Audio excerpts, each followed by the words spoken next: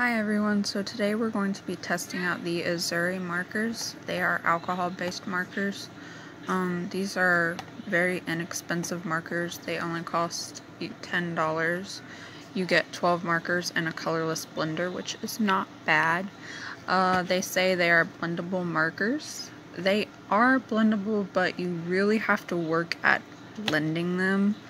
I had a very hard time blending the red out. I don't know what that was about. The other colors still took a lot of work to blend into, but I was still able to get a nice smooth gradient. But with the red, it just would not blend out for me very well. I don't know if that's in all packs or just the particular pack that I bought. But they are very nice markers. You do have to work at blending them. They do give you a nice smooth streak free, which was very nice. These are not streaky markers. They're very saturated, but they don't like expand out how most markers can. I have touch markers and oh my gosh, they spread out on the page like crazy. And I don't use them all the time for that very fact, which makes me sad. They have a nice color range, they blend well, but they just spread out and end up going past the lines and where I don't want them to go. But as for these markers, as whatever you lay down, it stays right there. It doesn't move anywhere, which was very, very nice. They said they're professional artist markers. I don't think I'd call them professional. Student grade at the most. Very nice. They don't really have an odor to them, like when you take a cap off a Sharpie, you can smell it. These you have to stick the marker up your nose to smell it basically. Which, if for those of you who don't like markers with strong scents, this is great for you. They are loud markers too, like you can the whole time I was coloring they were just squeak squeak squeak, which I don't mind, but if you guys mind that, that's just something to keep in mind. They're dual tipped, has a bullet nib on one and a chisel on the other. I prefer a brush nib, but this bullet nib didn't streak like most bullet nibs do, and it gives really nice coverage. Plus you can get in little finer details, which I was very surprised at, because I have some pro markers and some Prismacolor markers, and the bullet nib will streak, so I tend not to use them for large. And I don't like using a chisel tip because they streak, but this chisel tip didn't streak either. So I was really surprised at that, pleasantly surprised. Because I was trying not to draw too big of an illustration, because I was like, oh, I don't want to, because I don't like using chisel tips, like, at all.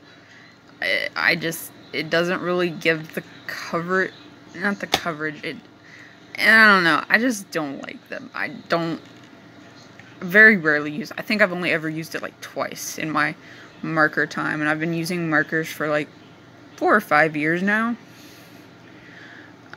So the colorless blender, not too much to say about it. It's a colorless blender. It doesn't do anything for me personally. I'm sure there's some people who can do amazing things with them.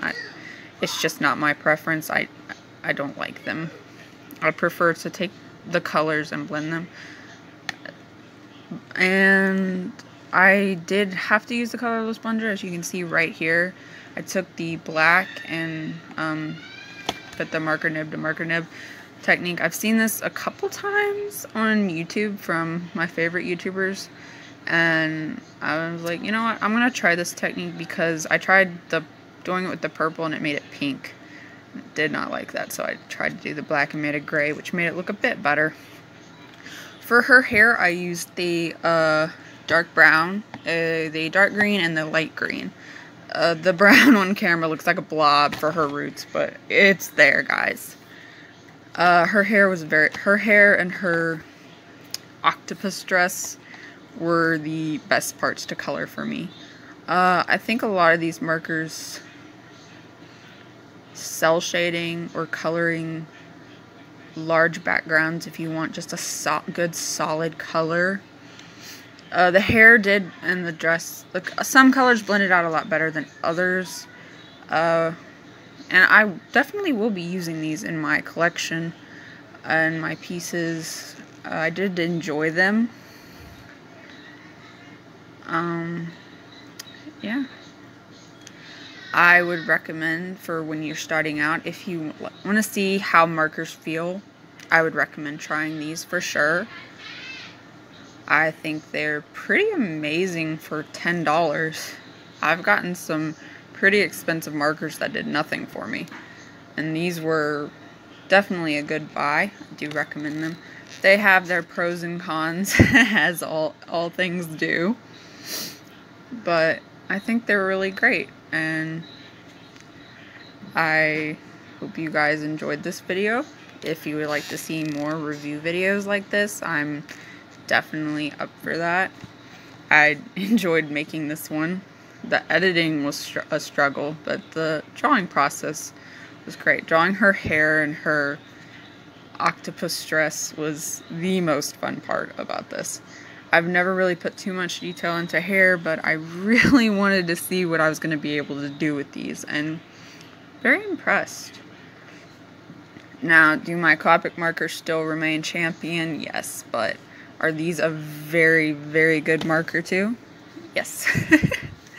I hope you guys enjoyed this video. Thank you so much for watching, and I'll see you in the next one.